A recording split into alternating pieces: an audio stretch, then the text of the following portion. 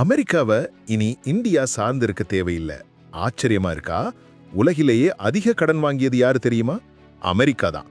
ஒரு காலத்துல பொருளாதாரம் ராணுவத்துக்கு அமெரிக்காவை நம்பியிருந்த நிலைமை இப்போ தலைகீழா மாறிடுச்சு. உலகிலேயே வேகமாக வளர்ந்து வரும் பொருளாதாரம் நம்ம இந்தியா தான்.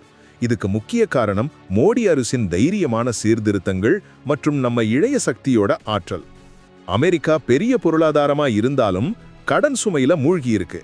ஆனா நம்ம இந்தியா வலுவான உள்நாட்டு நுகர்வு, டிஜிட்டல் புரட்சின்னு டாப் கியர்ல போகுது. இனிமே நம்ம நலன்களுக்காக எந்த நாட்டையும் சார்ந்திருக்க தேவையில்லை. ஆனா உலக நாடுகள் அனைத்தும் தங்களுடைய பொருட்களை விற்க இந்தியாவுக்கு தான் வரணும். இதுக்கு மோடி அரசின் டிஜிட்டல் புரட்சி தான் ஆதாரம். ஜன்தன் ஆதார் மொபைல் ஜாம் மூலம் பணம் நேரடியா மக்களை சேருது. இது உலகத்துக்கே ஒரு மாடல்.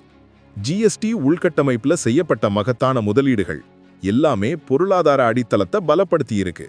குறிப்பா யூபிஐ மூலம் நடக்கும் பரிவர்த்தனைகள் பணமில்லா பொருளாதாரம் நோக்கி நம்ம நாட்டோட வேகமான நகர்வை காட்டுது. இது ஊழலை குறைச்சு வெளிப்படைத்தன்மையை அதிகரிச்சிருக்கு. நம்ம இளைய சக்தியை பயன்படுத்துறதால ஸ்டார்ட் அப் சூழலியல்ல இந்தியாவுக்கு உலகிலேயே 3வது இடம். இளைஞர்கள் வேலை தேடல்ல, வேலை கொடுப்பவங்களா மாறிட்டாங்க.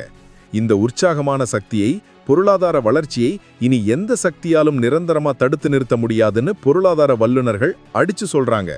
இது வெறும் பொருளாதார வளர்ச்சி மட்டுமல்ல, உலக அரங்கில் இந்தியாவின் ராஜதந்திர பலத்தை உறுதிப்படுத்துது. இது மோடியின் புரட்சி இந்தியா.